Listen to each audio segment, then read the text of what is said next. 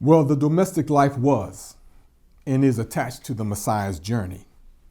And most of us know, or at least should know, that there are some cultures where arranged marriages are commonplace because they are important to furthering the goals of those families or their communities, or both.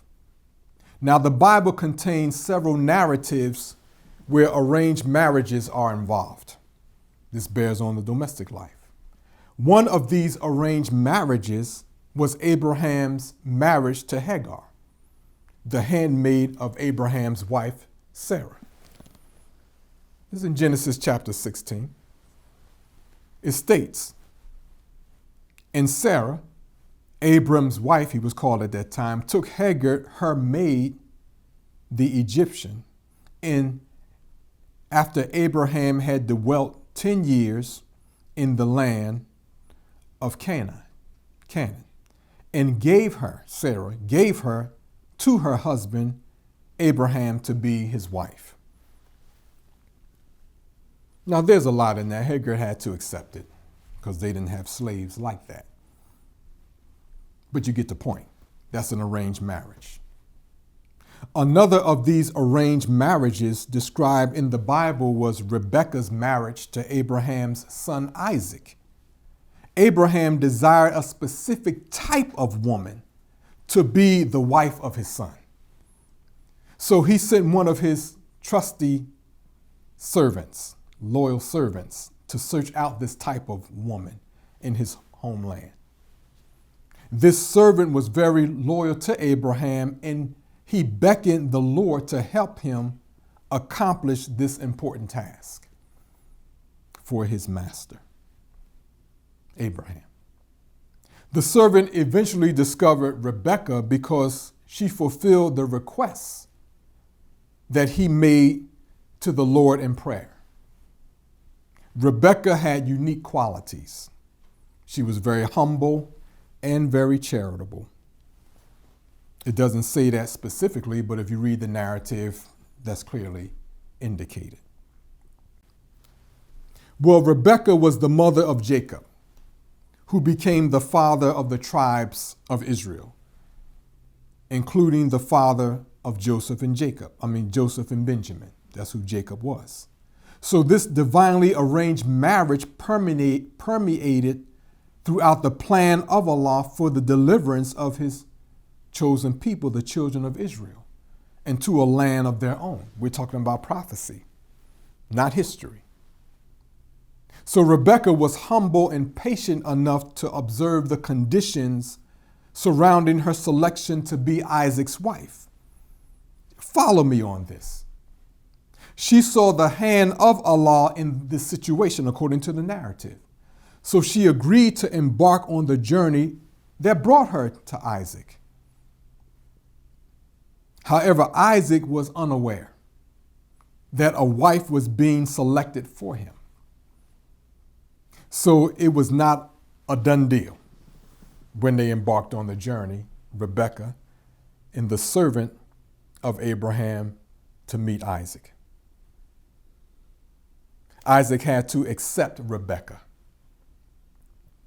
Well, we find this type of circumstance in the history of Prophet Muhammad, surrounding his taking of Maria Qibtiyya, an Egyptian, as a wife, according to the history that we are given of Prophet Muhammad, peace be upon him.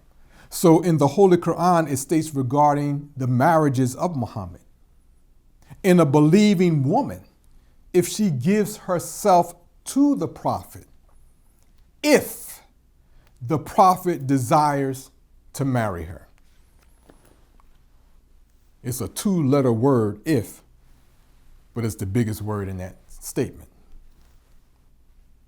Well, if the prophet or messenger does not desire to marry her, what becomes of that? Well, the most important question is not that question. It is, how would the messenger know if it is Allah's will for him to marry her? That's the biggest question. But we'll come back to that question. Now, another example of an arranged marriage is described again in the Bible, where the Lord instructs his prophet Hosea to take a wife from among the whoredoms. In other words, to take a woman who is known to be a whore as a wife. Now, few men will desire to take a woman who they know to be a whore as a wife. Well, Hosea trusted God's judgment, although that marriage brought him much pain. Yet within her person, this woman possessed what it took to make Hosea a more complete servant of God, despite of and through the difficulties involved in their marriage. How about that one? So what Allah has required of his Messiah, the Muhammad of the Holy Quran, in taking specific women in marriage should not be difficult for any of us to settle on. It shouldn't be. Few people will come to know, not to mention believe, the extraordinary control that Allah has over his Messiah, and really over others for that matter. So we have considered just now several circumstances involved in how Allah arranges marriages.